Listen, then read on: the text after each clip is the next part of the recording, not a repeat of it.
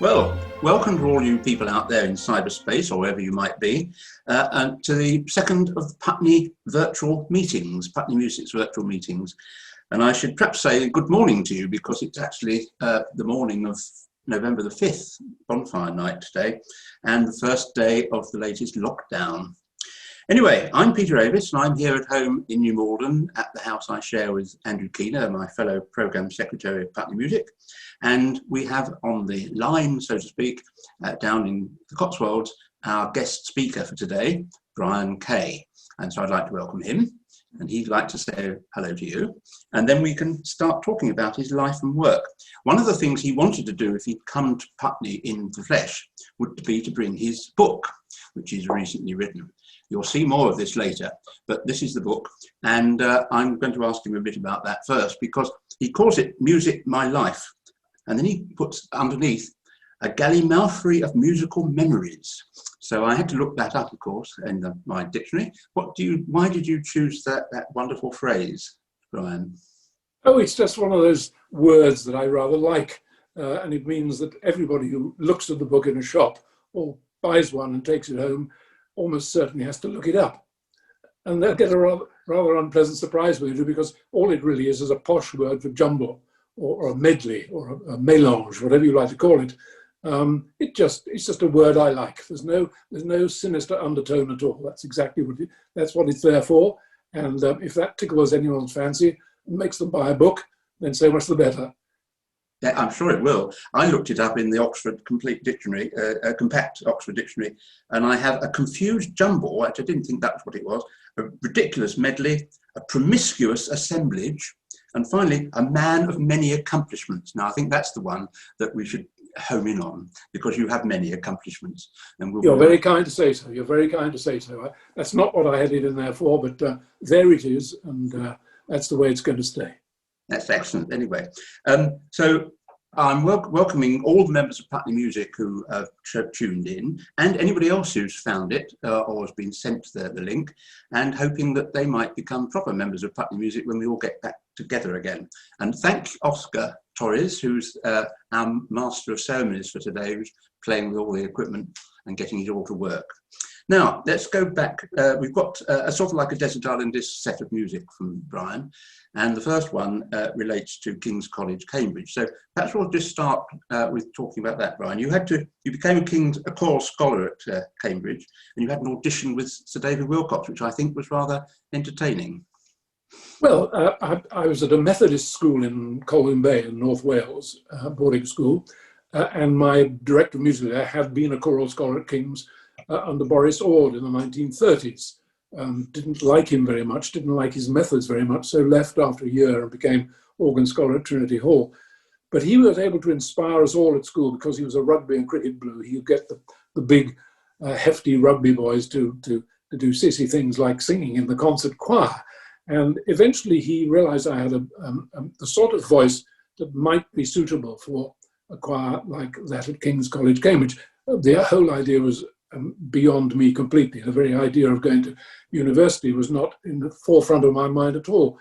But he said nothing ventured, and so he drove me and a couple of my friends up to Cambridge, and we did the choral scholarship trial. This was in 1962. It's quite a long time ago. Yes, we were shown into. I was shown into a small, rather dark room with a lot of gowned figures sitting there looking rather sinister, many of whom ended up being my dear friends. And there was David Wilcox at the piano and said, would I kindly sing a piece of music by Thomas Tomkins? And I'd been properly brought up, so I did what I was asked. I don't know how, because I don't have perfect pitch. I have very good relative pitch, but I don't have perfect pitch, but somehow I was able to sing the bass part straight through. Having done that, he said, I have another piece here by Igor Stravinsky called The Dove Descending, and the blood drained from my face. And I took one look at it, but managed to get through it all right. Did a few ear tests, simple scales, and then tested my range. And then I had to sing in the chapel. That was the last thing you had to do in the choral scholarship. King's Chapel, unfortunately, was closed on that day for renovation. So I had to go down to arch rivals St. John's and sing there in the chapel. And I sang the aria Mighty Lord from Bach's Christmas Oratorio.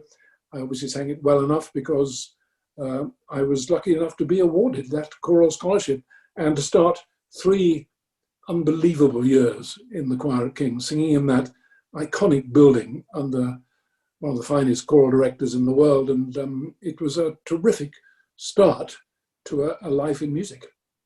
And it was quite a good period for musicians there, a lot of whom have gone on to greater things, and as you have in conducting and all the rest of it. There was an Andrew Davis was around, wasn't he, at one? As the organ and Andrew Davis was my exact contemporary. He took the organ scholarship at the same day as I took the choral scholarship, and needless to say was awarded it. So he was there, and a great galvanizer, and a wonderful friend. And also there was a young chap in King's who was studying, I think, ancient Arabic rather than music, but he knew a thing or two about music. His name was John Eliot Gardiner, and he went on to put on a performance of Monteverdi's Vespers, for which at the age of 19, he'd done his own edition of a work which was hardly ever performed in those days. And he put this performance on in King's Chapel, which was just the most wonderful moment for all of us. None of us had experienced anything quite like it. He did another performance shortly afterwards in Ely Cathedral, and it went similarly so well that he stuck to his guns and formed what became and remains the Monteverdi Choir. There were others. There were instrumentalists from who'd been to the National Youth Orchestra, wonderful players, many of whom went on to form the London Sinfonietta, the world's finest contemporary music orchestra. And there was all this music going on. Oh, and there was a young chap in Clare College next door who wanted to be a composer. His name was John Rutter. I often wonder what happened to him. But there was just so much music around. I mean, being in the choir at King's was enough, but everywhere we went, there was music. And I was reading music, so I reckoned that every time I sang, I was enforcing my studies, a little bit more, reinforcing my studies. That's my story anyway. Mm. Eventually you got to sing a solo, did you, at one of the Christmas concerts, I think, the Three Kings? I did, my last year, 1965, Christmas Eve, and the Three Kings by Peter Cornelius, wonderful baritone solo to sing. I was thrilled to be asked to do it. There's a slight problem because during the morning rehearsal with the BBC, David Wilcox said, Mr. Kay, would you kindly stand on your kneeler when the time comes, so you're a little bit nearer to the microphone and the balance with the choir will be slightly better. So I said, no problem, of course I will. Not realizing that by the time we got to that particular piece, which was rather late in the service, it would be pitch dark. And when I stood on my kneeler, my copy was above the candles. And there were only candles in King's in those days. There was no electric light, and I couldn't see the copy at all. Fortunately, I was equipped to do it by heart. I've always remained grateful that there were only about 800 million people worldwide listening. It was a baptism of fire. Baptism of fire taught me an awful lot about standing up in public and having a go. Before starting this session, I've been had a whole lot of cushions put underneath me so I can get into the right place for the camera, so I can see what you mean, but I can actually see what's happening rather than not being able to see in the dark. While you were there with all your colleagues, or some of your colleagues, decided to create a smaller group of singers, which you were going to call Schola Cantorum Pro Musica Profana in Cantabrigiense, or something of that nature, and you didn't decide to keep it like that because that would have been difficult for everybody else like me to pronounce, so you decided to call yourselves the King's Singers, and I think we've heard of them. So how seemed a good idea. Certainly, having gone on to a career in broadcasting, I wouldn't like to have inflicted that long Latin title on disc jockeys and music presenters. But the King's Singers seemed a good idea. It connected us, of course, straight back to King's, where it all started. There had been a tradition for generations of choral scholars getting together in smaller groups, or even all of them, and it goes on to this day. The King's Men, I think they now call themselves, go around the country doing charity concerts and things and putting on performances in Cambridge. And it was sort of based on a very famous book called the Yale Songbook, which was arrangements for male voices from Yale University. and a lot of arrangements which previous generations of choral scholars had done in this sort of light-hearted. It was almost a foil to the rarefied atmosphere of singing in the college chapel. And it was inevitable when we decided we'd like to stay together that we would put together the two ends, so to speak, the very serious side of music in the chapel at King's and the rather more fun style of music that we sang on rag days and at the Footlights Club and wherever anyone would listen to us. And that became a sort of template for programs which came to a head on the 1st of May 1968 when we gave our official London debut performance in the recently opened Queen Elizabeth Hall on the South Bank in London. And it's wonderful for all of us that 52 years later, the King's Singers are still delighting audiences all over the world and singing, if I may say so, quite beautifully. And lovely people they are. And they've kept the flame not only alight, but absolutely flourishing. It's wonderful to think of it for we old fossils, just to look back and think that it's still going on. When we started, we said we'll try it for a couple of years and see how it feels. And there it is 52 years later. Can you remind us of the names of the original group? Well, it's not an easy question to answer. Well, it is, but two of the literally the original members, Martin Lane, countertenor 1, and Richard Salter, baritone 1, are sadly both no longer with us.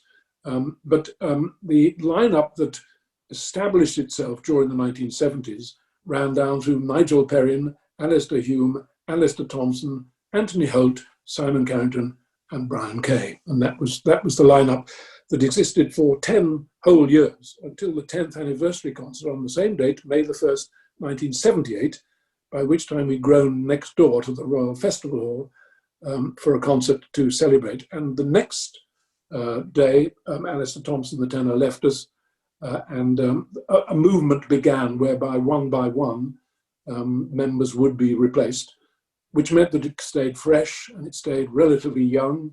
I mean, when I look at them now, they all look extremely young, and of course they are in many ways to we old fossils. But the whole spirit of the King's Singers is still there, and it's wonderful. It thrills me to bits, even to this day. There was once, right at the beginning, there was actually a female King's Singer, if I remember. Oh, well. And this is interesting for us in Putney here because she's the sister of one of our members and our committee members.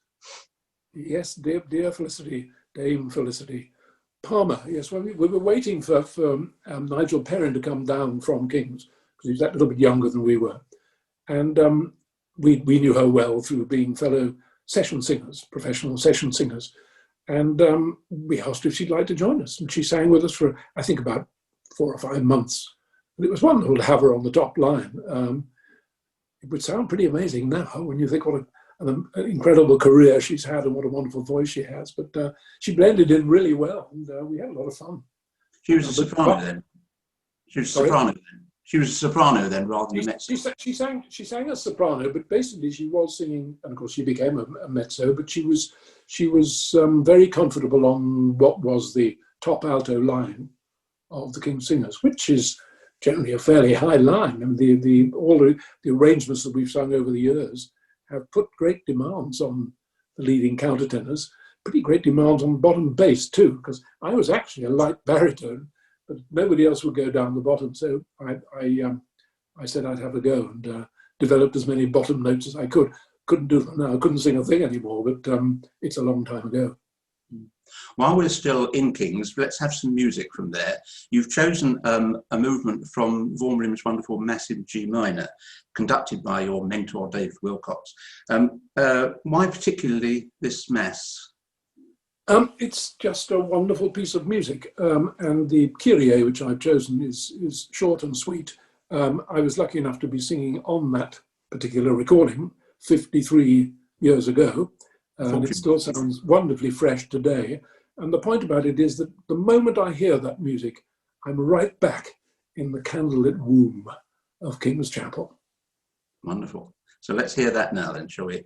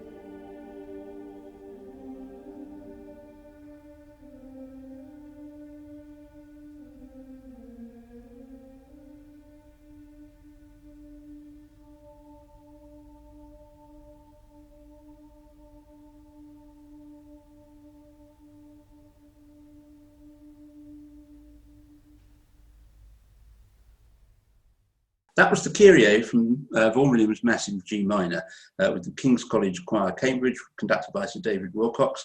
Probably wasn't Sir David in those days, was he? I don't know. But anyway, and with Brian Kay in amongst the singers. Now, for something completely different, as they say. In a moment, we're going to hear that splendid duo, Michael Flanders and Donald Swann.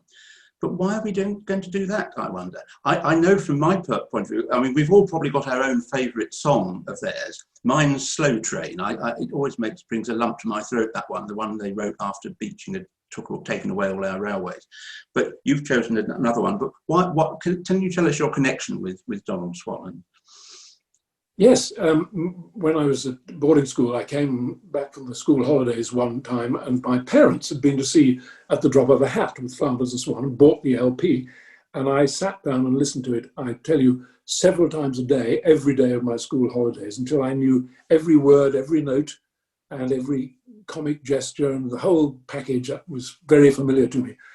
And years later, I was in my little flat in London, and the phone rang, and I said, Brian Kay, and this voice at the other end said, "Oh, hello, my name's Donald Swann." And I said, I assumed that one of my mates was winding me up. And I said, "Okay, who is it?" He said, no, my dear chap, it really is Donald Swann. And I was just so thrilled to hear his voice and the fact that he was talking to me, one of my childhood heroes. And he said, "I'm putting together, I finished working with Michael Flanders after 11 years of global success. And I'm going to make a little theatrical review of my own, telling my life story with music. And I want a group of 5 singers. Your sister, Heather, that's my sister, who ended up as a member of the Swingle Singers. She has agreed to join this little group of 5 singers, and we'd like you to be the bass. Would you like to come and talk to me about it?" So I said, "This would be 2 wonderful words. Where do you live?" And he said, "Albert Bridge Road." I said, "I'll be there in 5 minutes." And I went round, knocked on the door, and there stood this great hero figure of mine. And we sat and drank tea and talked for an hour or so and started a wonderful friendship. And we did the show for a couple of years in various small theatres and had a huge amount of fun. And also, later on still, composer Joseph Horowitz wrote a piece with Michael Flanders called Captain Noah and His Floating Zoo. And Joe came to a concert we did in the Kensington Music Club and came round afterwards and said, I've written this piece with Michael Flanders, and I wonder if you'd like me to arrange it for the 6 of you, and you could give the first performance in London of this quite fun piece. And of course, we said we'd love to, and did. And so we got to work with Michael Flanders as well. He was a very big man. And when we went to rehearse with him and Joe at Joe's house in Notting Hill, it has a large flight of stone stairs leading up to the front door. And the 6 of us had to carry Flanders in his wheelchair up these 6 steps, which was quite hard work because he was a big chap. But it was wonderful to meet him and wonderful to work with him. And it was wonderful to have been able to work with both of them. I remember it with great fondness. And the song, which I thought, I just love all their songs. I've often sung them, still occasionally do, in the quietness of my own home. But the one I love most is one of the animal songs. It's the song of the GNU. Here's another animal song.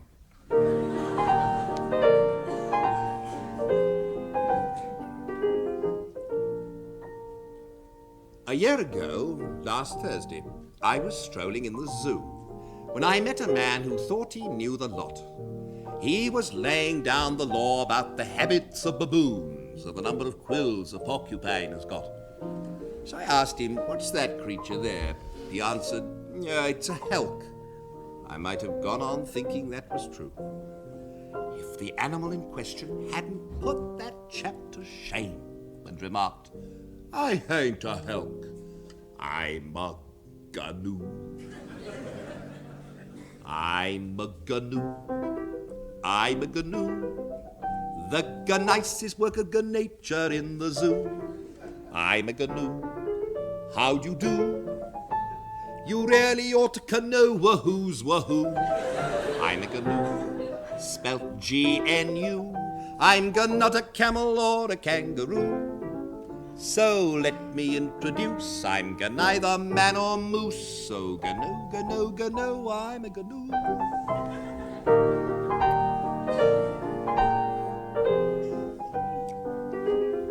I had taken furnished lodgings down at Rustington-on-Sea, whence I travelled on to Ashton-under-Lyme, it was actually. And the second night I stayed there, I was wakened from a dream, which I'll tell you all about some other time. Among the hunting trophies on the wall above my bed, stuffed and mounted, was a face I thought I knew. A bison? No, it's not a bison. An okapi. It's unlikely, really. Could it be a hearty beast?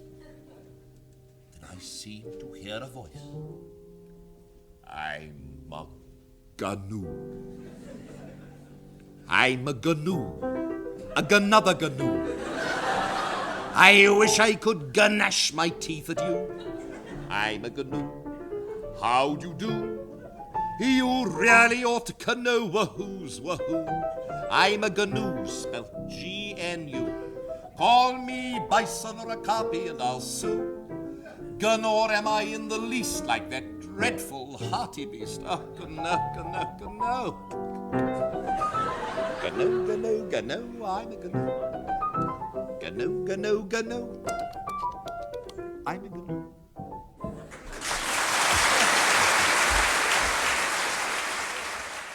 That was Donald Swan and Michael Flanders with the Song of the GNU.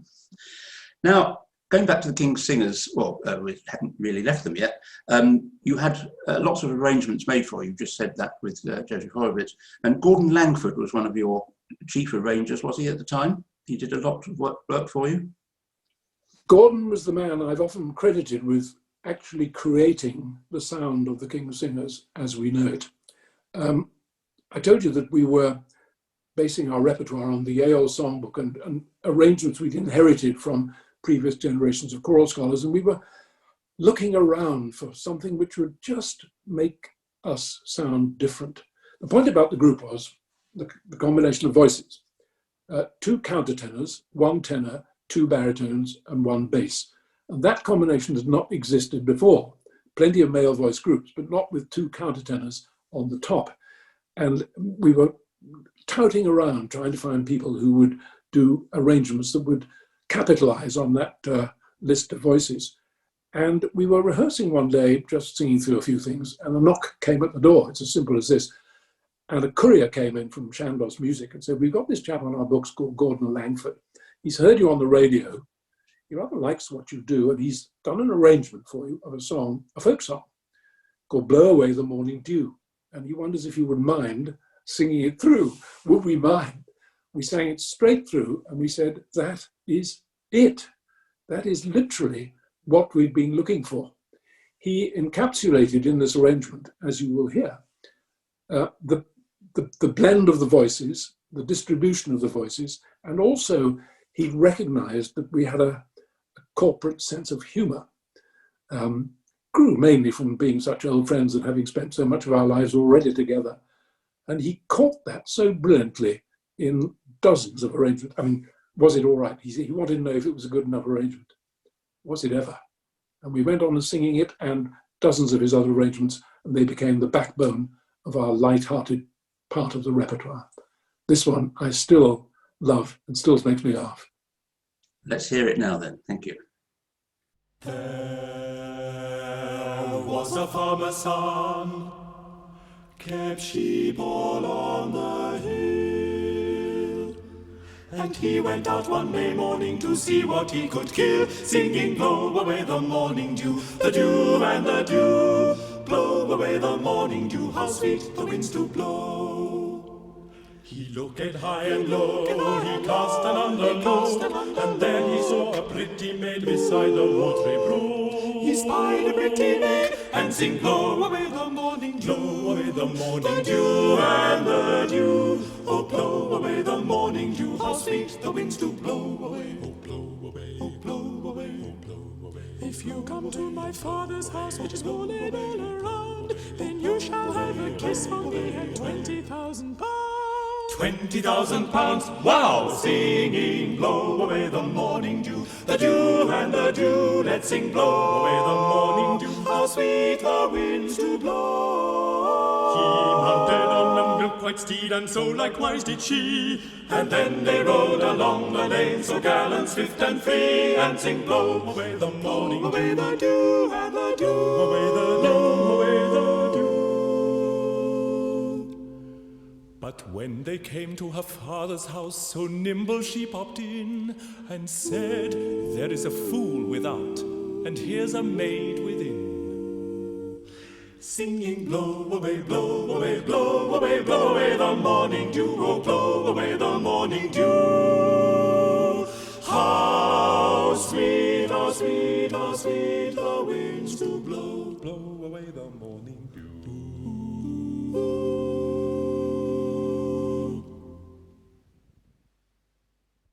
So that was the King's Singers version of Blow Away the Morning Dew, the very first arrangement that Gordon Langford made for the group all those years ago.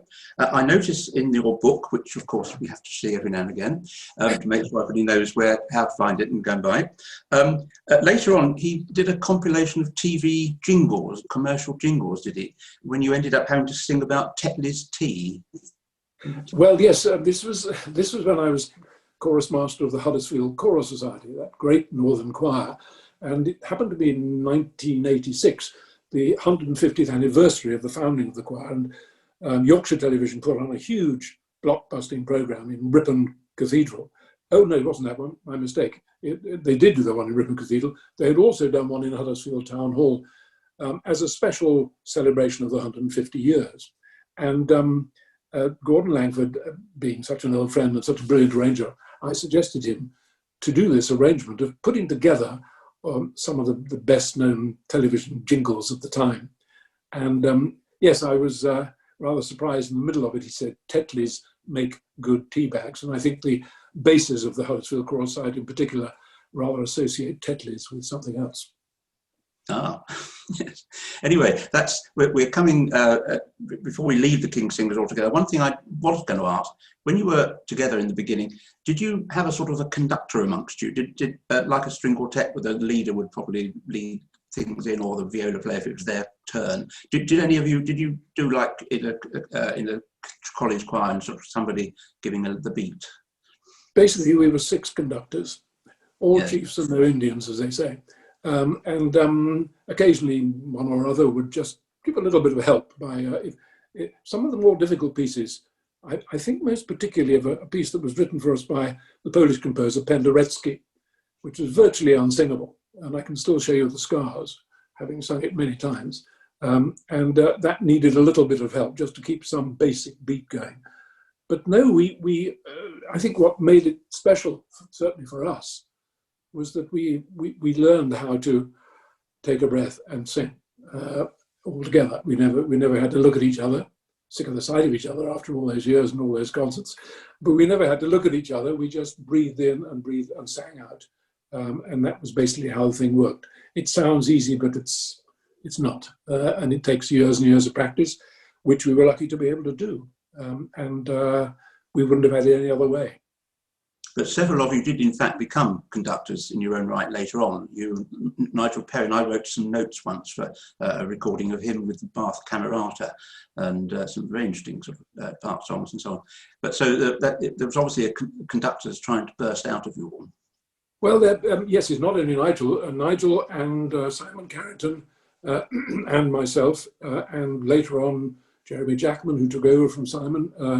There's been a whole breed of King Singers. Think of Nigel Short and Tenebrae. You know, he was in the King Singers. And the thing about singing in a small group such as that is that you really get a wonderful feeling for ensemble and of thinking together in every way, thinking of words together, thinking of notes together, and blending and balancing. And certainly in my case, in all my years of choral conducting, I have used, in a sense, the lessons I learned from singing in a small group like that in order to create something similar from a different size of group. Now, when I got to the Huddersfield Chorus Society, there was nothing I was going to do to change the incredible sound of those voices. But at the same time, it was very important to me that even with 220 voices, as they were in my time as chorus master, they still had to think as a group of six and get that real feeling of very tight ensemble. And I was grateful for the fact that I had so much ensemble singing experience and that I was able to pass that on as I do to this day. I try to do it in the Royal Albert Hall when I conduct 4,000 people singing Handel's Messiah every year. But that's rather more difficult because it's a great open space and there's an awful lot of people. But I just have to use very large gestures and hope that some of them can see me. When you were with the choral, as we're going to be hearing about it later on, did you ever do the thing that often happened when I was singing with the London Symphony Chorus rehearsing? The conductor would put you into little groups, make you sit next to somebody who wasn't singing your part. So the whole place was all a mix of voices. And so, but you heard other people singing things that you didn't know was part of the piece. Did you ever do that? Not with the Huddersfield Choral Society. I have to tell you, you don't mess with the Huddersfield Choral Society. They all sat in the same seat. Each of them sat in the same seat every time, and the same seats that their parents and grandparents had sat in. I mean, there's a wonderful sense of die-hard tradition there, and I never did try that one. I've done it with other choirs. I think it works very well in rehearsal. My own choir now in Burford here loves doing it in rehearsal. I don't do it in performance. I don't entirely agree with it in performance, particularly for a large choir. I went to hear a large choir recently perform the St. John Passion by Bach, and they jumbled up the voices. So people were sitting here, there, and everywhere. And I was really disappointed because I felt that particularly with Bach and his counterpoint, you really need to be able to see which voices are singing what, as well as to be able to hear which voices are singing what. And my feeling is it doesn't quite work. Other conductors entirely disagree, and it's up to them. And they probably get a very good sound, and they wouldn't do it otherwise. But it's just one of those little things. It's rather like singing the Bach Passions in English, which I invariably do, because the sort of choirs I conduct have audiences which would, I think, find it difficult to sit through 2.5 hours in German. And you have to remember these days that, I'm afraid to say, a lot of people don't even know the story. Yeah. And if you're going to be telling a story for 2.5 hours, you've got to make it entirely understandable. So that's another argument, and other conductors will completely disagree with me. And that's the joy of music making, because we all have to feel different and do things in our own way. Talking about Bach Passions and so on, do I remember that you had to introduce a prom performance of a Matthew Passion with Joshua Rifkin and a choir of 5 people doing the whole thing, all or was it 6? All the solos and the chorus, all done by these same people. And I don't think you thought that was a totally good idea, certainly not in the Albert Hall. No, Joshua Rifkin, famous, of course, as a Scott Joplin exponent, nonetheless had a real life as a Bach expert. And he decided, I can't think why the Proms invited him to do it, because to have 6 or 8, whatever it was, singers singing the whole Passion in the Albert Hall seems bizarre to me. Can't have been easy for the 6 singers involved. I mean, John Elwes, if I remember rightly, was the evangelist, sang the tenor arias and all the choruses.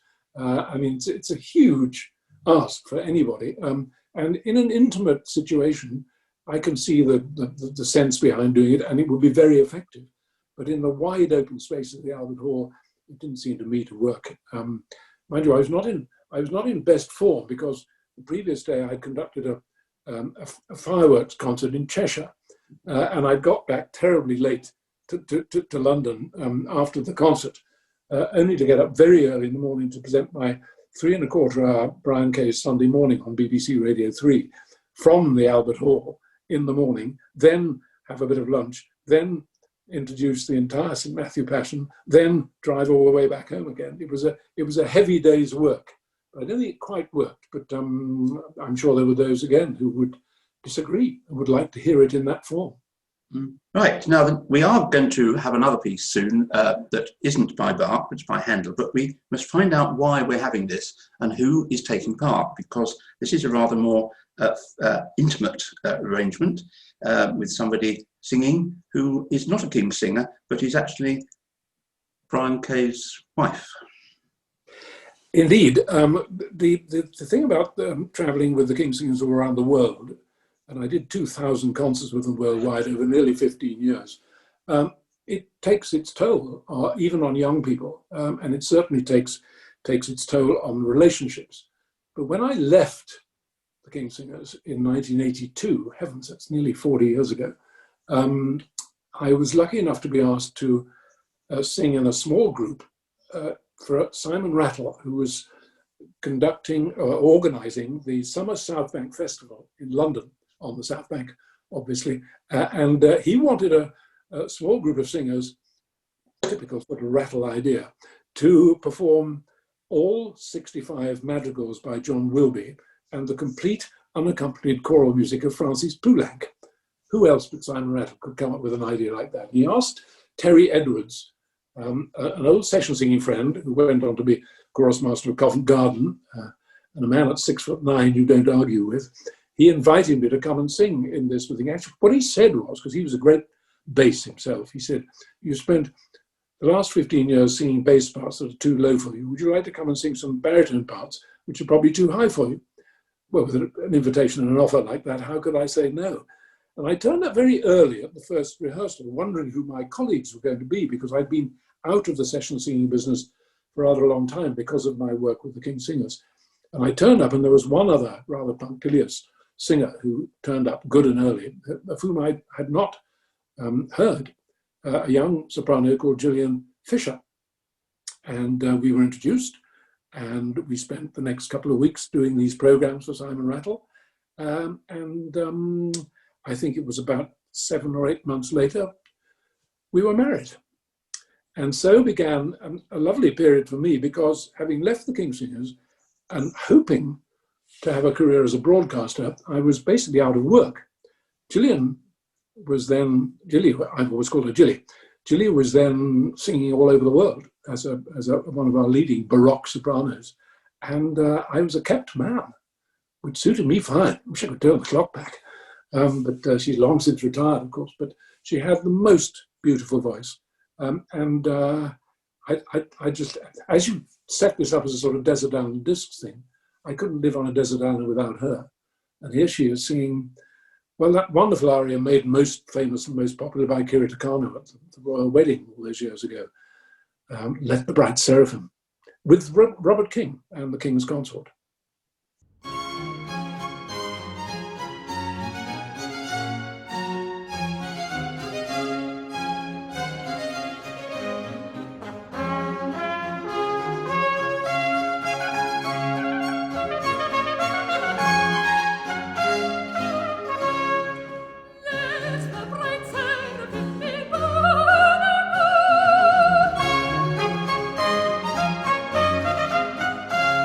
Nella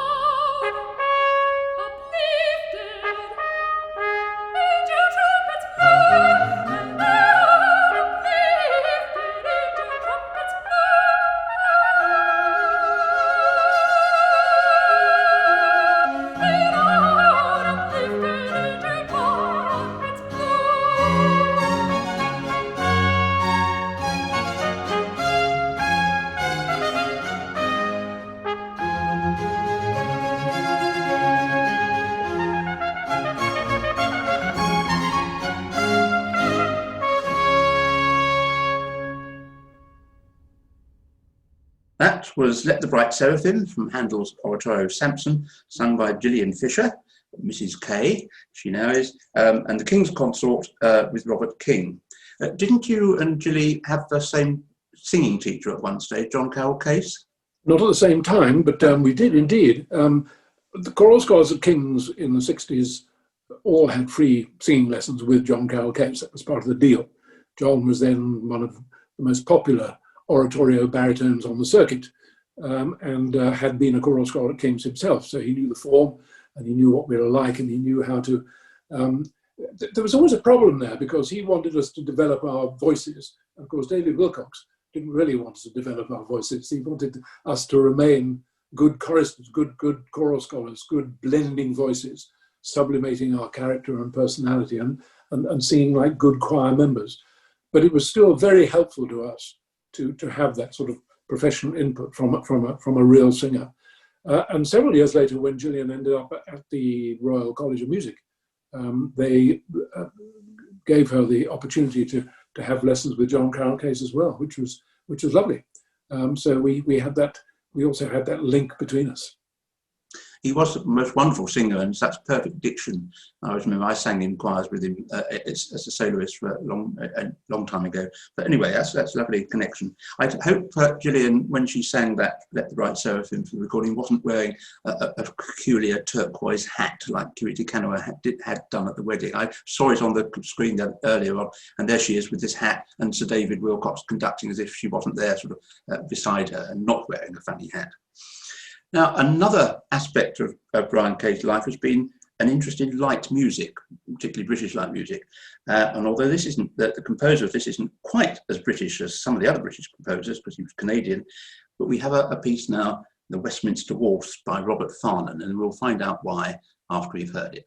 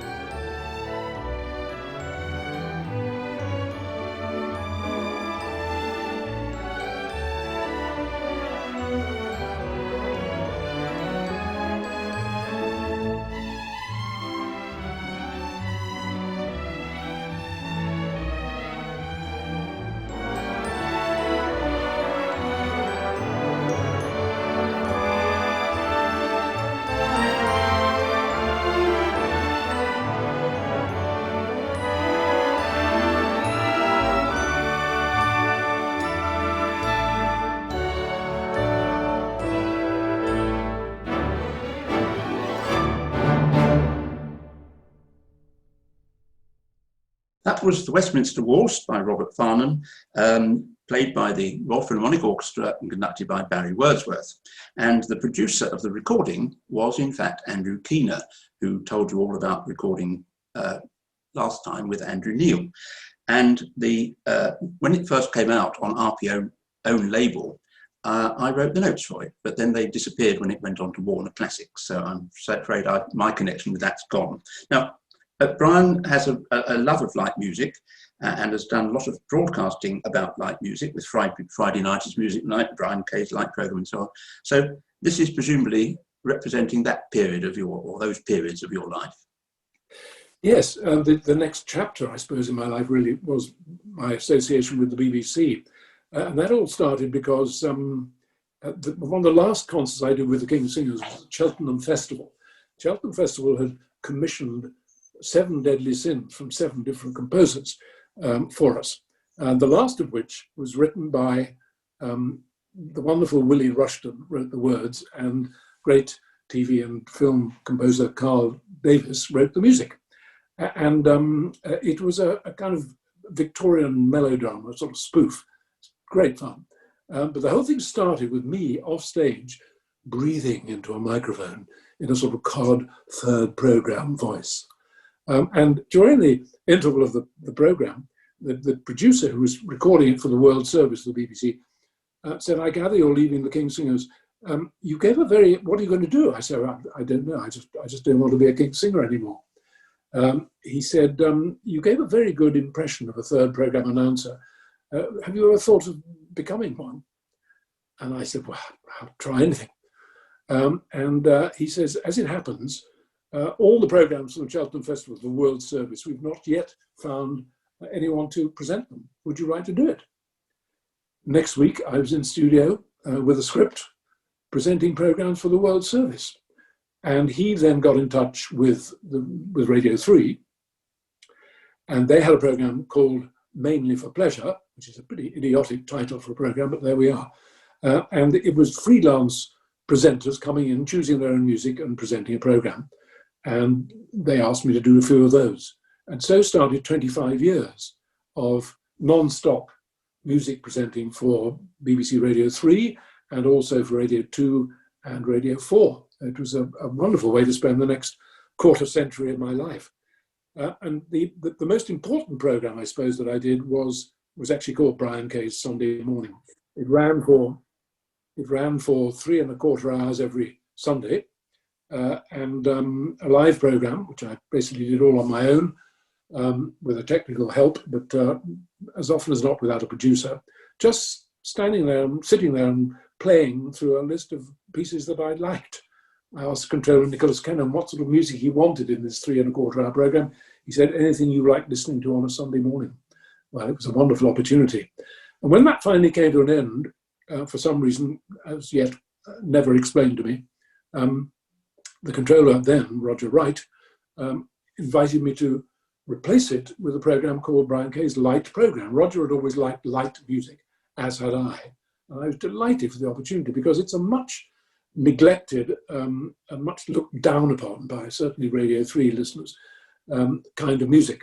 But it has a huge, huge following. The Light Music Society, the Robert Farnon Society. There are so many societies connected with light music composers who are keeping the flame alight, very much so, in the 21st century. And I featured more than 700 composers in 7 years of presenting a weekly program of light music. And the reason I chose the Westminster Waltz by Robert Farnon, who was a wonderful man and a fantastic arranger and composer, was that I began the whole series by interviewing great light music composer Ernest Tomlinson and Alan Owen, who was a dear friend, who was a Radio 2 producer. And I asked them at the beginning how they would define light music. And Ernest Tomlinson immediately quoted the former head of light music on BBC Radio, who said, and I remember the words exactly, "Light music is where the melody is more important than what you do with it." That seemed to me to be so right. You know, don't want any counterpoint, don't want any canons at the fifth, and don't want any of those sort of things. The melody is more important than what you do with it. And nobody was better at melody than Bob Farnon. And I have an answer phone machine on my tape from him, the last, just before he died, bless his heart. And he phoned me, he said, "Brian," he said, "I'm so grateful to you for playing all my music on your program." He said, and there was a short pause, then he said, it's the listeners I feel sorry for. He was a wonderful man, and boy, could he write wonderful music. And the Westminster Waltz is the perfect example. And I said, I've missed my point. I said to Ernest Thomas and Alan Owen, give me a shining example of what you think is a perfect example of light music. And instantly, both of them, as if they'd rehearsed, said, Westminster Waltz, Bob Farnham. So that's what I chose it because I love it. Just briefly, going back to the mainly for pleasure, which I always used to think was rather strange. Well, what's the rest of it for if it's not for pleasure? But when I first met this Andrew Keener person that I seem to be living with for these last 30 years or more, he was one of the presenters too on Radio 3. And in latter days, he was too busy really to do much about preparing himself. So for the last half dozen or more, I wrote the scripts and chose the music for him, which is not known by everybody. But there was one occasion when one of my ones, I think, was done, and he was back announced in the studio as having been Natalie Ween, because he'd taken over her slot when she was ill or something like that. So Andrew Keener and Natalie Ween are sort of similar people. Anyway, I think now we will have been going for as long as it takes at Putney Music to have an interval. So if any of you want to press your pause button at this point and go and make yourself a cup of coffee or pour yourself out a glass of wine, then that's probably the best place to do it. And then we'll carry on with our next piece of music, which is going to be by the aforementioned Bach, Johann Sebastian Bach. And this, I think, probably is you've chosen because of the performers. As a representative of them, the Academy of St Martin in the Fields with Sir Neville Marriner. Is this right? That's partly to do with it. There's a special reason for choosing it, which I'll come on to at the end. But certainly, Neville Marriner was a dear friend and a wonderful man. And there's one particular story I rather like, and he always enjoyed my telling it, was that in 1983, he called me one day and said, we're going to make a film of Peter Schaffer's play Amadeus. And he said, we've invited, no, we haven't, Simon Callow is going to play the part of Chickanator. And he's going to have to sing the part of Papageno. Now, Simon Callow is a wonderful actor, glorious voice, great brain, opera director, all sorts of things. There's so many things he's done. But singing is not one of his strongest suits. And Neville said, we would like me, to sing the part of Papageno, and Simon Callow will mime to your voice. And I said, well, that's really good of you. I said, but I'm just about to give up singing. I've left the King's Singers and I'm going to do something else. Wouldn't some young up-and-coming opera singer like the chance to do it on a Hollywood movie and get his name on the credits? And Neville said, quick as a flash, no, he said, that's not the point. He said, we wanted to sound like an actor trying to sing. So, with friends like that, anyway, I did it. And then he said, well, if you're going to do it, why doesn't Gilly sing the part of Papageno? So we ended up, Gilly and I, on the movie singing Papageno and Papageno, which was a great thrill. And every time I see Simon Callow since, he's always said, I always attribute, he says, he never lets me get away with it. But the reason for choosing this particular piece of music is that I suffer dreadfully from earworms, as most musicians do. If I hear a piece of music first thing in the morning, it's with me for the rest of the day. I can't shake it off. And and the other thing is that if it's ever by Bach, then I don't mind. Because if I hear Bach's music, particularly his instrumental music, first thing in the morning, then I'm set up for the day. It gives me such a wonderful feeling. And I just love the way the Academy of St. Martin's play this particular movement, particularly when the big tune comes in the middle. This is going to be the Passepied from the Suite No. 1 in C by Bach.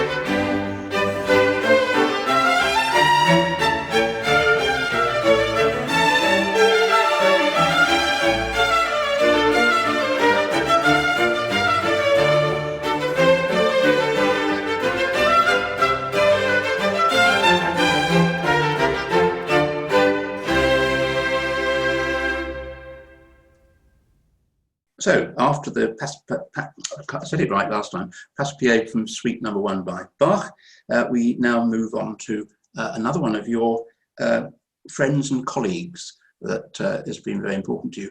You've already mentioned during the course of this evening or morning, wherever we are, several people involved with Putney music. For example, Roger Wright did a Putney music recently, and Neville Marriner did one shortly before he died.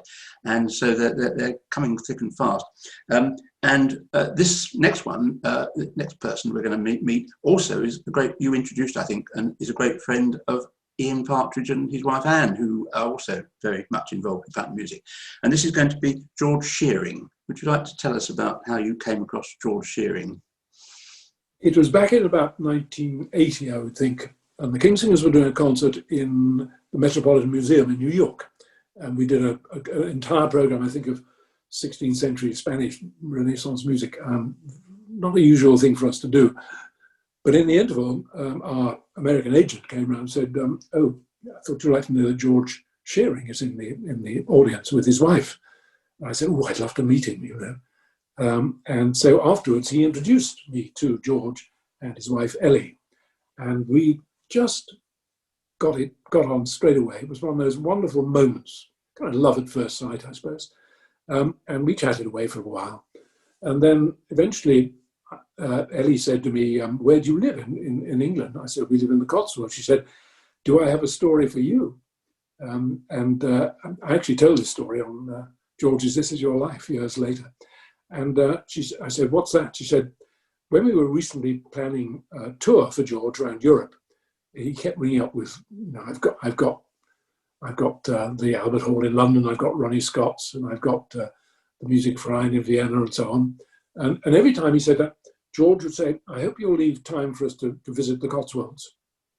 And next gig that came in, he said, "You haven't forgotten about the Cotswolds, have you?" And in the end, in exasperation, the agent said, "These Cotswolds must be really good friends of yours." And from that moment onwards, and Ellie then said, "Well, we're thinking of coming over the Cotswolds next year. We would like to stay in somewhere near you. Could you find us a nice place to stay?" And we found them a hotel first time, and then they said, "We're coming back next year." And so began 15 years of renting cottages near to us and seeing such a lot of them. And they became such dear friends, which ran right through to when George sadly died. But Ellie is still very much with us, and a wonderful spirit she is.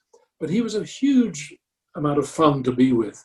He had a wicked sense of humour, appalling collection of puns and limericks, and he was, of course, just the most sensational pianist. And the Shearing sound, the Shearing quintet, was where he made his name in America in the 1940s and 50s and 60s.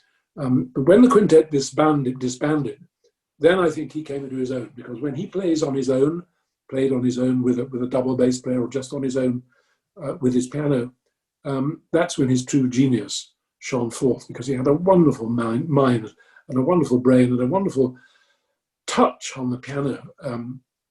He was just a joy to listen to, and he had so many funny stories. And there was one occasion, not long after I'd left the Kingsingers, regrettably, because I'd love to have been part of it, when he made an album with the Kingsingers.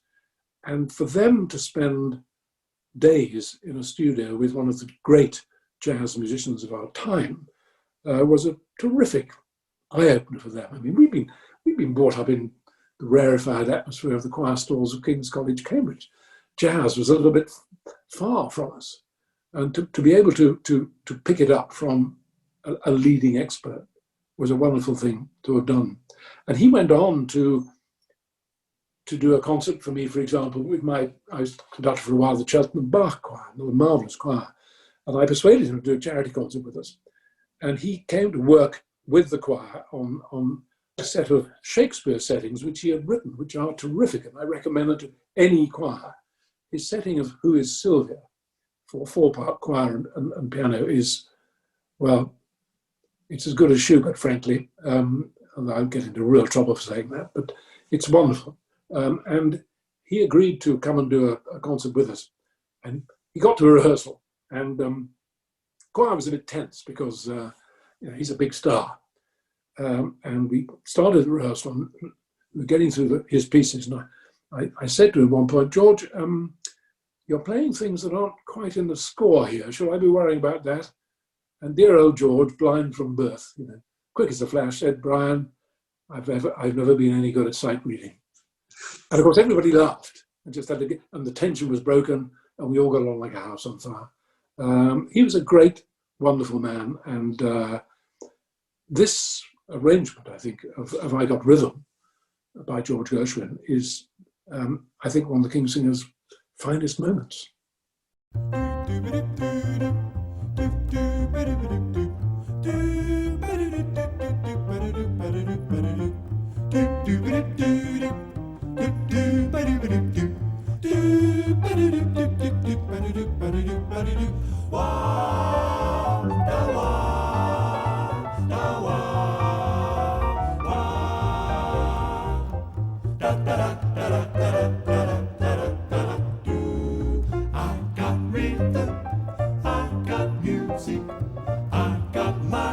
Who could ask for anything more? I got daisies in green pastures.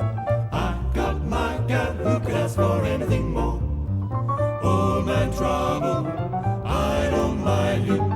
You won't find him round my door. I got starlight, I got sweet dreams.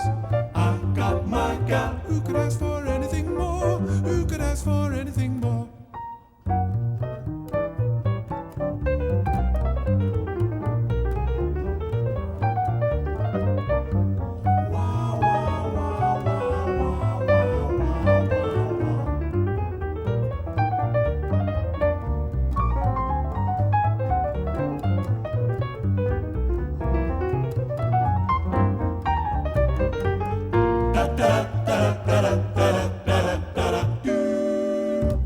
Days can be sunny with never a sigh.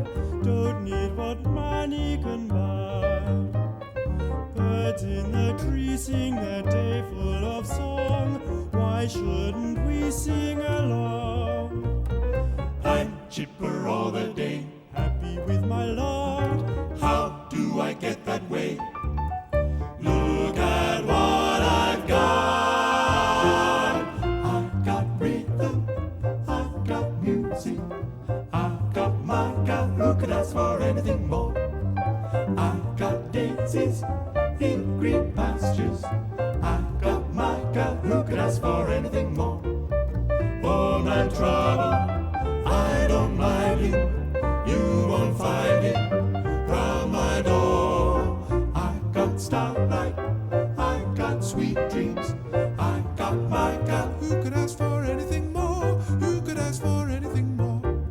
Do-wah, da-do-do-do-do-da, da-da-wah-da, ba-do-da, ba-do-da, ba-do-ba-do-da, ba-do-da, do-do-do-do-do-do-da, di-da-di-da-di-da-di-da-di-da-di-da-di-da, do-do-do-da, da-da-da-da-da-da, shi-dum-dum-dum-dee-da-da-da, da-da-da-da-da-da, shi-dum-dum-dum-dee-da-da-da, blah-dum-dum-dum-doo-wah-wah, blah-dum-dum-dum-doo-wah-wah, shi-dum-dum-dum-dum-doo-wah, shi-dum-dee, shi-dum-dee-dee-doo-da-dow, da-dow, da-dow, da-dow, da-da-da-da-da-da-dow, da-dow, da-dow, da-dow, da-dow, da-dow, scooby-doo-ba-doo-doo-doo-doo-doo, scooby-doo-ba-doo-doo-doo-doo-doo, scooby-doo-ba-doo-doo-doo-doo-doo, scooby-doo-ba-doo-doo-doo-doo.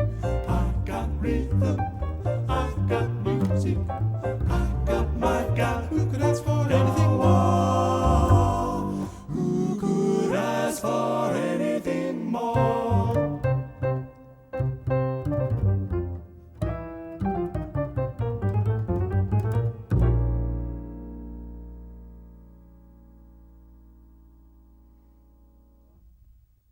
So that was I Got Rhythm from Girl Crazy by George Gershwin, performed by the King's Singers and George Shearing. We didn't say at the beginning, it's come out now, but we didn't actually mention who he was for those that don't remember or haven't heard. Was a blind jazz pianist, but he used to like to be called a pianist, didn't he? He didn't want to be called a jazz blind or anything, just pianist. And he was born in Battersea, I discover. So he's not too far away from Putney. He was indeed born in Battersea, the ninth child of a coal delivery man. He used to say, my father was a coal porter, not the coal porter. Very good. And he loved playing Mozart concertos and things. He was a man of so many parts. I have to share with you my favourite story. He was flying from east to west in the United States, and the plane stopped to refuel Midwest, and the pilot said everyone has to get off. But he came through to George and said, "Mr. Shearing, there's no need for you to get off, but I'm sure your guide dog would like to do what a dog likes to do." So he took the dog off the plane and did what he had to do and brought the dog back, settled him down next to George. And there was a delay for takeoff, and George summoned the steward and said, "What's the problem?" And the steward said, "The other passengers are refusing to get back on the plane because they'd just seen the pilot walking down the airport with a guide dog." Very good. Before we leave George Shearing altogether, I have to say that his wife, I think, gave you, after he died, his wonderful red jacket. And if you buy the book, which you all will, of course, you'll see various pictures of Brian in the red jacket down there. And it makes me think that you've got another career lined up later on when Michael Portillo stops going around on the railways. You could wear your red jacket and go and do a whole lot more. So anyway, that's the story. Now, I think I've been going through your collection of music, and I've been working out fairly accurately, it seems, why you've chosen some of the things. But I've got no idea why you've chosen the next piece. There's no reference to it in the book. The composer doesn't get mentioned in the book. And I'd never heard of it before. I've listened to it now. It's rather fun. But I'd love to know why we've got this next piece. And you can say it, and then you can also pronounce the composer's name, because I'm not quite sure if I get it right. Yes. Basically, it's just a fun piece of music, which I like. I take my music and my music making very seriously, but I also like to enjoy having a good laugh. I always say to choirs when I'm conducting, there are two things I expect you to do in rehearsal. One is to work extremely hard, and the other is to have a lot of fun. Because if you don't have a lot of fun, then you really shouldn't be spending too much time working too hard when you've come here to sing and to enjoy what you're doing. And I think fun is all part of the enjoyment. And this little piece, I just happen to like it. It brings together Don Giovanni and Carmen in what you imagine will be a fairly roisterous union. And that's done not by any story, of course, but purely through the music. And the genius behind it is that wonderful French composer with such a great sense of humor in almost everything that he wrote, although he, like me, I'm sure, took his music making very seriously. This is a new look at Mozart by Jean Francais.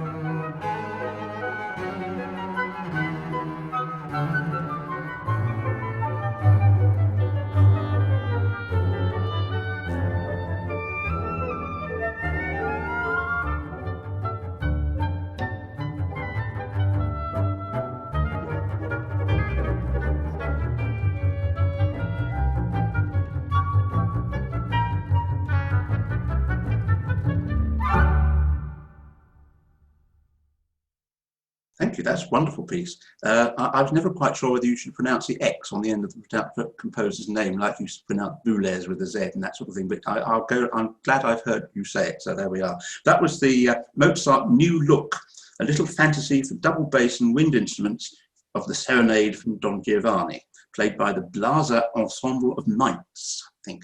That reminded me there, when we talked about that, the other day on Brain of Britain, they played as the last question in the final, actually. They played Roddy Williams singing the Troyesdor song from Carmen that he recorded from home that was put onto the radio. He sang a very high note at the end, rather astonishingly. And it was being said as the highest top note a baritone has ever sung live on Radio 4. But the man who was asked the question, which opera did it come from? We all thought, well, everybody's going to know that. And he said, Marriage of Figaro. And so there's another connection between Mozart and Carmen, only at the different opera. I did mention to Roddy later on that if next time he's doing taking part in Marriage of Figaro, perhaps he could pop the Toreador song in as well whilst he's at it. Anyway, we're coming to the end of our list of things, list of music, and the one thing we've mentioned but haven't talked about in detail is the choral. When you were actually chorus master and then conductor of the Huddersfield Choral Society, and you've mentioned the fact that they wouldn't sit in anybody else's seats, and of course Messiah is one of the things that they've been famous of singing all over the place, and you've been able to conduct it with them on occasions. Indeed I have, and a great thrill it has been too. When I started visiting the Huddersfield Choral Society, I'd just been asked to stand in for a couple of rehearsals for Nina Walker from Covent Garden, who was then the chorus master. And I turned up in Huddersfield, pretty nervous of standing up in front of this extraordinary choir, 220 huge Yorkshire voices. I realized during the rehearsal that perhaps I was actually being auditioned to take over from Nina Walker, who was becoming increasingly busy at Covent Garden. And I was given the acid test. We were looking at Messiah, of course, and one of the contraltos put her hand up and said, Mr. Kay, she said, Sir Malcolm used to do it this way. And I realized that 400 eyes were bearing down on me, and much depended on my reaction to this suggestion. Someone was looking down on me that day because I simply looked at her and I said, Sir Malcolm who? And stayed for 10 years. So, and had a wonderful time with them. We did so many thrilling concerts. First of all with Owen Arwell Hughes as conductor, and then when he stopped there with Jane Glover, my dear friend Jane Glover. And we made some really thrilling concerts. I remember particularly doing the War Requiem, Britain's War Requiem, at 7 o'clock on the evening that the 6 o'clock news had announced that the Berlin Wall was coming down. I've never known before or since an atmosphere such as there was that night. And when that War Requiem finally came to rest on that beautiful pianissimo F major chord, nobody moved. And we just sat there and sat there. And I rather wished we had continued. In the end, someone couldn't bear it any longer and started clapping, and then the heavens descended. It was a wonderful moment. But there were so many great concerts, and that was a way, in a sense, of getting me used to working with a large number of singers. But I had no idea then that I would go on to work with far larger numbers of singers. And I'm referring to 700 singers in the Leith Hill Musical Festival in Dorking in Surrey, and then 4,000 singers, as I mentioned earlier, in my annual Messiah performance in the Royal Albert Hall for the really big chorus and Messiah from scratch. So the experience with Huddersfield was wonderful for me. I had, in fact, only just started choral conducting. And the great thing is that I travelled from my home in the Cotswolds to Huddersfield, a round trip of 350 miles, every Friday for 10 years. Greater love hath no man than this. And would have gone further because I just loved the sound so much. And the point about those 10 years of rehearsal was it gave me a chance to learn what worked with a large choir, and also, more importantly, to learn what doesn't work with a large choir. So that when I went on to conduct even larger ones, I felt that I was reasonably well equipped to do so. And that has been now my life ever since. Ever since I stopped broadcasting, I've been conducting choirs anywhere that anyone would ask me, but particularly Leith Hill Musical Festival for 21 years, my own choir here in Burford already for 18 years and counting, and the really big chorus for over 10 years now, which has been a wonderful experience for me, conducting regularly in the Albert Hall, conducting in exotic places all around the world, from China to Russia to America to South Africa and so on, and also conducting on musical cruises and so on. So and that in itself, what thrills me about that development is that being a broadcaster, you sit in a small dark room talking to yourself. And the great foil to that is being faced by an enormous number of singers and being able to share the supreme joy of being able to make music with them. Wonderful.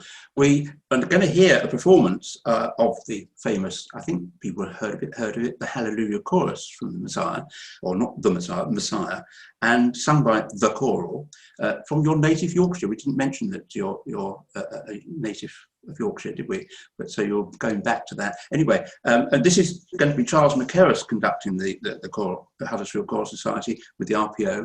And another recording, I'm afraid to have to say, produced by Andrew Keener. But this was when you were chorus master this time, Brian, and was he not the conductor? But, so we'll have that, and then I must thank you so much for giving up your morning to talk today. And I'm sure all the Putney Music members that tune into it will be delighted to hear your life and work, and will enjoy your Gallimaufry of Musical Memories, and then go out and buy the book. So here we have the Hallelujah Chorus of by Handel.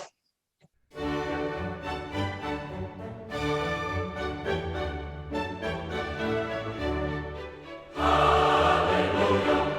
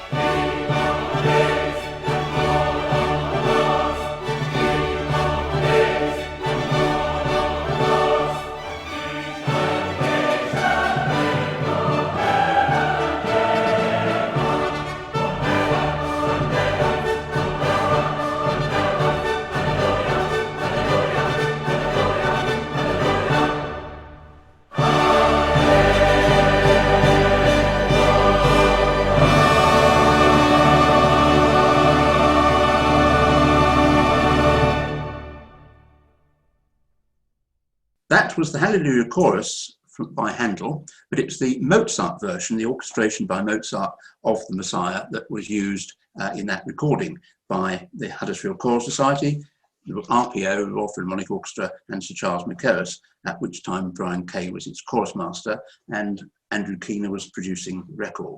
Now, the Messiah has stayed in your life throughout, and Brian, and you're still, or you would still be doing a very big Messiah this year, except we're all locked in.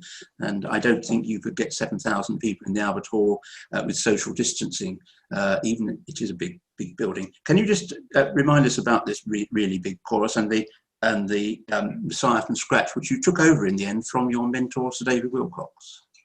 Yes, it's a wonderful organisation which gives people all over the world a chance to sing in the Albert Hall, amongst other things. I mentioned foreign tours and cruises and things, but the Albert Hall is the big attraction for people. And the Canadian-born Don Monroe, who founded this thing called Concerts from Scratch, basically was a lecturer at Imperial College in London and walked around the corner one day to see David Wilcox and said, I've had this crazy idea of hiring the Albert Hall and getting people to come along to sing Messiah without any rehearsal. Would you be prepared to conduct it? And he thought he'd get his head bitten off. And Wilcox said, I'd be delighted. And so started a whole thing which goes on to this day. This was about 40-something years ago. And I was lucky enough to have the opportunity to become one of the conductors of it. And eventually, when David Wilcox retired from it, I was lucky enough to take over. It's an extraordinary experience. I mean, 4,000 people singing Messiah in the Albert Hall without rehearsal. I mean, I rehearsed the professional orchestra and we audition young prize-winning soloists to have the opportunity to sing with us. But the so-called choir just turns up and sings. And boy, do they sing. I mean, a lot of them will know it very well. A lot of them will think they know it very well. And quite a lot of them won't know it very well at all. But the accumulative effect is just too wonderful for words. And for me to have had a life in music whereby I've been able to experience that joy of music making, first as a singer and a group of singers, then as a broadcaster, sharing my enthusiasm with a listening audience, and then finally as a conductor, simply making music again, is just one of the great joys of my life. It's impossible to imagine how my life might have been without it, and it's been lovely for me to be able to share some of the memories with you all today. Thank you. Just two members, we only know two members as far as we know of your really big chorus of some, but one of them is Hilary Elgar, who's the last remaining member of the Elgar family to have the name. She's a great niece, I think, of Edward. And they were, she and her partner Brenda Watson, have taken part in several of yours, and they sing your praises very much. And I'm thinking of Elgar because, of course, with David Wilcox, you being a mentor, him being your mentor, and he was conducted by Edward Elgar in Three Choirs festivals and so on. I remember thinking it was quite nice for me once when Richard Hickox mentioned this connection, that I'd been conducted by Richard Hickox, who'd been conducted by David Wilcox, who'd been conducted by Elgar. So it is a nice string through, but that must have been something that you've always known and have been very proud to be part of that line. Indeed, and in 1967, when I was doing a year in Oxford, I was invited to do a song recital at Little Malvern Priory. And when I got there, they told me, the organisers, that Elgar's great niece is going to be in the audience. And I was filled to bits, of course. So I actually met Hilary and Brenda then in 1967. So we go back a very long way. It's always wonderful to have her singing in the really big chorus, never more so than when we did our summer school a couple of years ago and performed The Dream of Gerontius. And it was a very special feeling to me that Elgar's great niece was sitting there. I also got to know very well towards the end of his life Elgar's godson, Dr. Woolston Atkins. And when he told me that when he was a young student, he used to have supper with Elgar every Sunday night. I mean, I kept wanting to touch him and hope that something would rub off. But I'm a great Elgar lover anyway. So to have that connection makes it even more special. But the great thing about the really big chorus is people come literally from all over the world, and it's as much a social thing as a musical thing. and great friendships have grown up within this great organisation, and even marriages have taken place as a result. And it's the great joy of music which binds everyone together. Wonderful. Walston Atkins used to take Elgar to Pershore to buy pork pies, which is quite nice. We have a little house in Pershore, and so it was nice to walk past the shop where Elgar used to go to buy his pork pies and his ham. So anyway, Brian, it's been wonderful talking to you today. Thank you so much for giving up your morning to talk to us all in Putney Music, and we hope eventually that when all these things have got better again and we're all moving about and talking to each other in the flesh, then we'd be able to get you back to Putney properly. And by that stage, you might have written another version of a sequel to the book, which is called Music, My Life, and is obtained from Umbria Press. And it will be on the website there'll be a link to it when this program comes out, so to speak, and you'll all have to go rushing out and buy it. And it's a very good read. I actually finished it this morning. I've been going through it, so it's well worth a go. And there's lots of jolly anecdotes as well as autobiography stuff. So Brian, would you like to just say goodbye to everybody? I will hopefully say au revoir. Thank you for having me. It's been an absolute joy. Lovely to talk to you, Peter. Thank you for putting such answerable questions. And all power to the elbows of the Putney Music Society.